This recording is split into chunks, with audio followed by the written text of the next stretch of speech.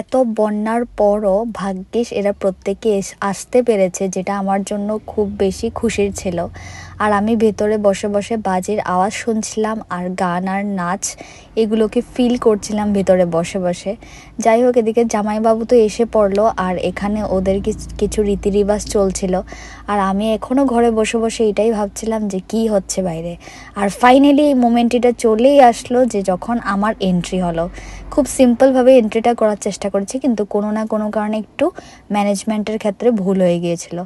যাই হোক, আমার কাছে ঠিকঠাক মতো ভিডিওস কোনোটাই নেই।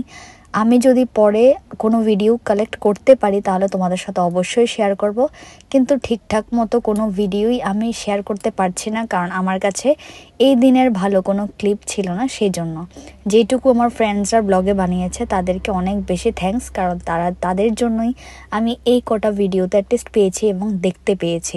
তারপর তো চলে আসি ডাইরেক্ট কুঞ্জতে, আর এখানে ক্যামেরাম্যান ওর ফটো নিয়েছিল, তো আমি একটু সাইডে দাঁড়িয়েছিলাম।